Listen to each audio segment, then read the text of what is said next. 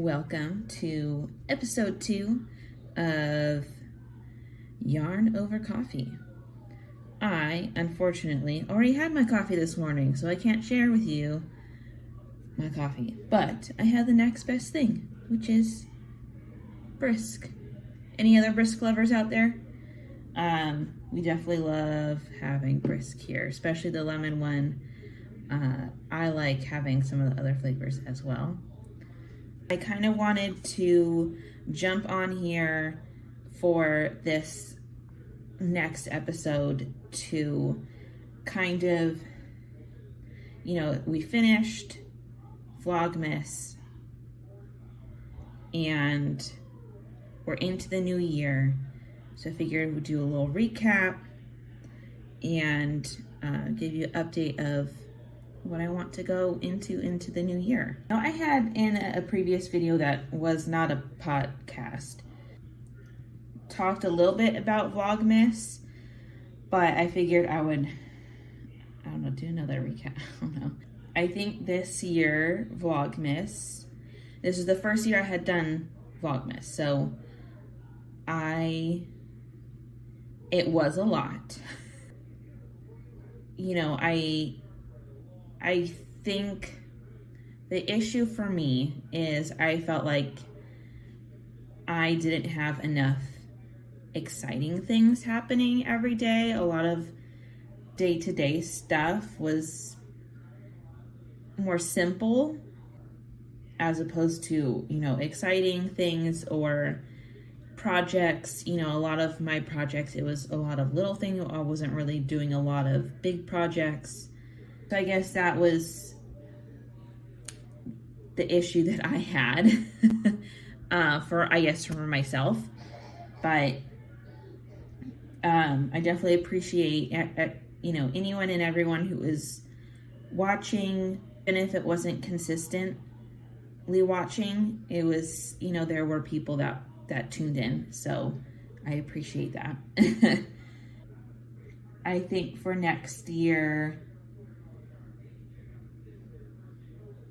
I'll have to figure out, and maybe you guys can comment below what you would like to, what did you guys appreciate about any of my Vlogmas videos that you would like to see next year, and I'll carry that into 2025 Vlogmas, and hopefully I can add in some other my favorites, which, even if I wasn't filming, I think my favorites just were doing the Christmassy activities.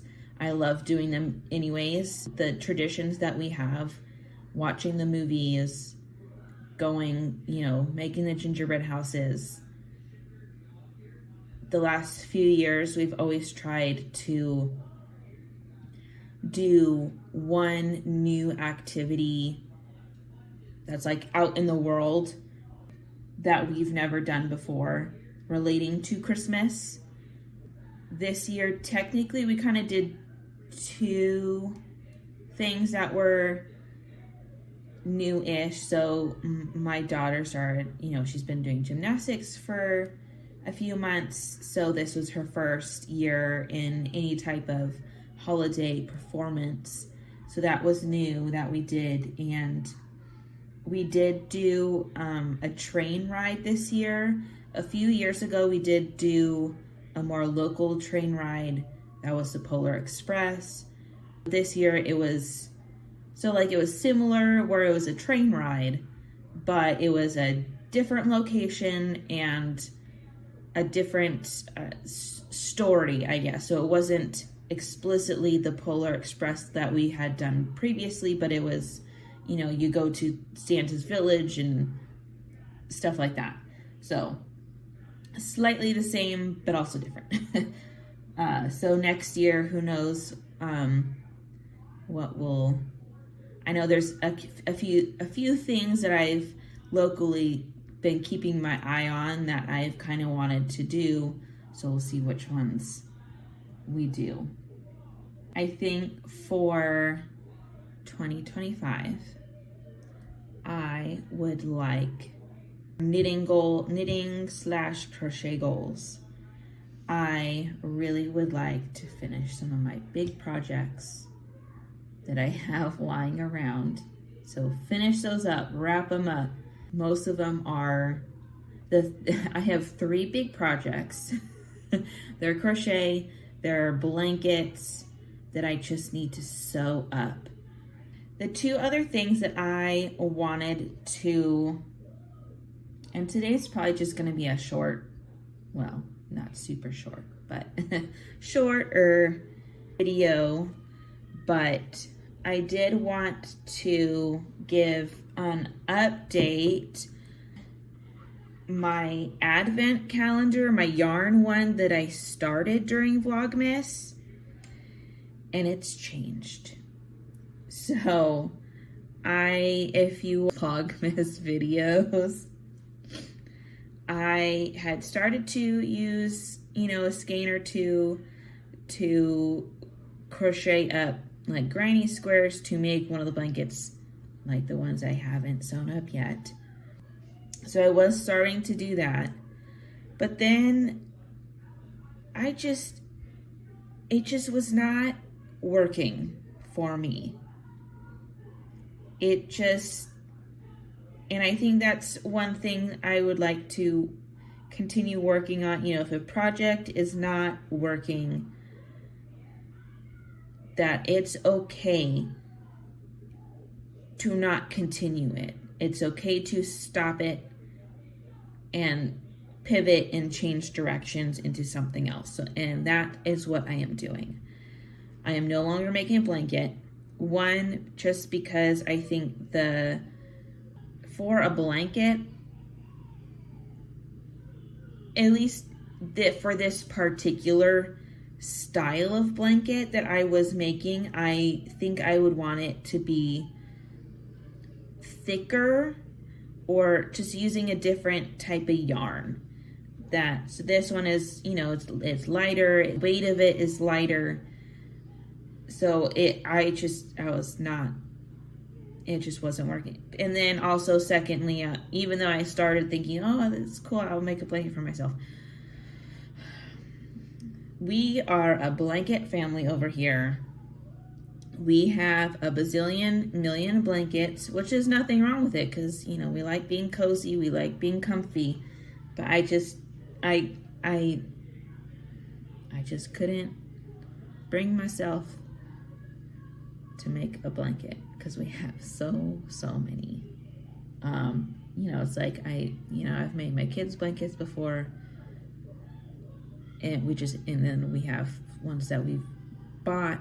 It just so many blankets. So anyways, so I started making a shawl because I really only have a shawl that my grandma crocheted, and that's it. But it is kind of thicker. It is a thicker shawl, and I thought I have a pattern that I've never made before, which I'll try and link below. It's from Darn Good Yarn, and I really wanted to try it because it looks easy, like it's labeled as easy, and I thought, great, since I've never made a shawl before, I'll try and do something. I don't want something terribly difficult, at least introduction into shawl making. So I'm making the shawl, and so far it's really great. If you saw my stories a few days ago, I was trying to figure out what color to use next. It's the way that the Advent was set up, it's not a fade or anything like that. I don't think there was really a rhyme or reason to, sequencing the yarns in a specific pattern or, colorway. So I'm just kind of, whichever ones I like that go next to each other well is what I'm going with.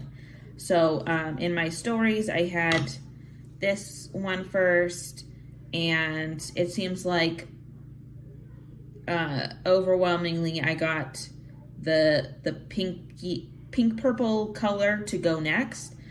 So that's what I'm doing. And then the blue that I showed, that one is going next. So I finished that pink section and I've moved into the blue, and I actually really like the way that it's turning out so far. So we'll see once I get through the blue, I'll try and figure out what to put next. And then I did want to mention real quick in here, because I got this question asked, so I figured I would answer it in here, even though it's a different video. But a few months ago, I did a Temu versus Shein yarn, not challenge, what am I trying to think of? Yarn comparison. Just because I kind of wanted to see, you know, what the quality was like from both of them, if and then, you know, how they worked up, and if I liked them, and if it's worth getting any more from them, because I know they're cheap. Anyways, I know there's a whole debate on whether or not to like buy stuff from there because it is cheap, but then it's like, well, you know what? You can find quote unquote cheap yarn from like Joann's and Michael's, and anyways, it's your life, do what you want to. So, I haven't tried out all of them, but I have tried out a few. Two of which I don't have on hand because I worked some projects up and used them as Christmas gifts, but I can tell you what I liked about them. So, and to be honest, I don't remember which site I bought these particular yarns. Like, you know, was it Shein yarn? Was it Temu? I'd probably have to go back and look, and too much work for myself. So the ones that I don't have on hand, but I have extras of the yarn, if that makes sense. Like I didn't use it all up for those. It was like I made a hat and I made some fingerless gloves. So I had, you know, I worked those up, but I still had leftover yarn. So for the hat, I used this green, gray, white combo.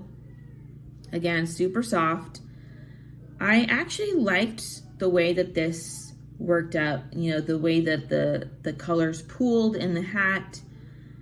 And it wasn't super, you know, like I would buy, you know, maybe in a different color if I could find it. But I would buy this one again, just because it's not like, it's not super thick.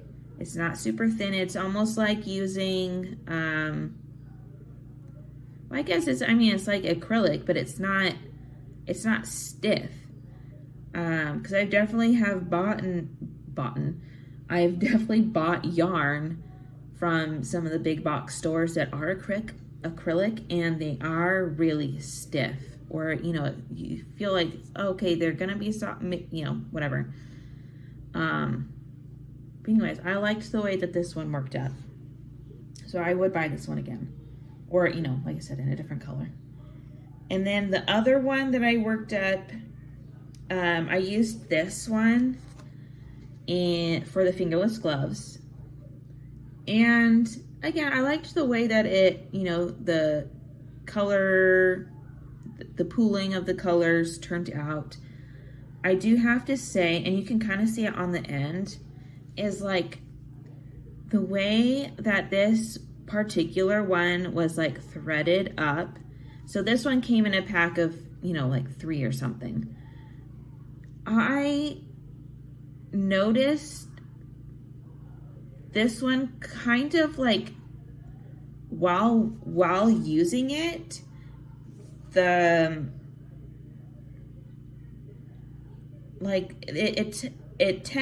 tended to like kind of fray almost like in the middle of a project, I mean, you could still use it and it still was fine, but it just like, it didn't completely like, and it never broke.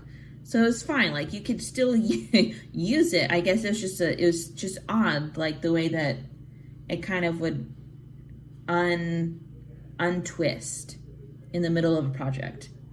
But like I said, like you still use it, didn't break. It just tended to like not completely like, I don't know. So it, you know, that like I said, I like the color. That's why I bought it initially, because the color stood out to me.